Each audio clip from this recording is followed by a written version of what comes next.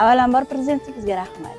Shunchalik bizani qo'llab, quvvatlab, mahallamiz raisiga rahmat avvalambor. Shunchalik yugurdilar. Biz ham yonlarida yordam berib, harakat qilishga harakat qildik. Mahalladagi hamma yugurdi. Hamma erkaklarimiz, ayollar to'xtamasdan yugurdi. Shu open byudjetda yutaylik deb. Mana Allohga behisob shukr, yutdik. Ko'chamiz asfalt bo'ldi. Bu necha yillik orzuyimiz edi. Necha yillik orzuyimiz amalga oshdi.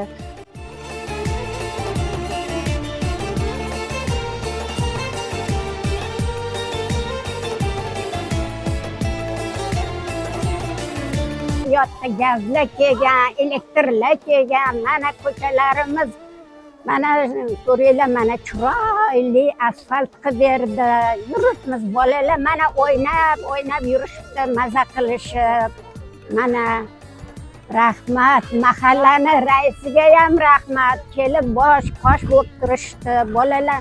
Lekin mahallamizni bolalari juda ashlakan. Kecha-yu kunduz uxlamasdan mashtigi haligi mana bu asfalt qilayotganlarning yonida yurishdi.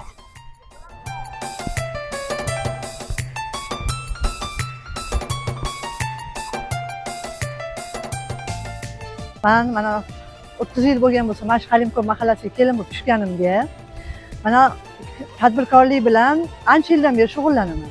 Lekin mana shu tadbirkorlik orqasidan mana 3-4 yil bo'ldi, o'quv markazi ochdik. O'zimiz mahalla bilan birgalikda.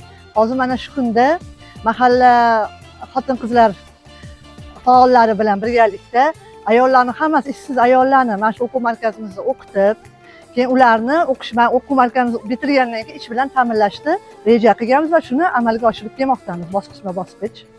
Mana Halimko'l mahallasiga kelin bo'lib tushgandan beri hali mahallamiz asfalt bo'lmagan edi. Mana bu yil mahalla oqsoqolimiz yordami bilan, hammamiz aqlchiligimiz bilan ish qilib, mana bu yil mahallamiz open byudjetda yutib, mahallamiz mana ravon mahallalardan biri bo'lib, asfaltlar qilinib, mana yoshlarimiz, mana bolachalarimiz hammasi emin-erkin ko'chada velosiped uchishadimi, nima qilishadi, o'ynab, bemalol mana shu mahallalarimiz juda ham chiroyli bo'ldi hozir mana.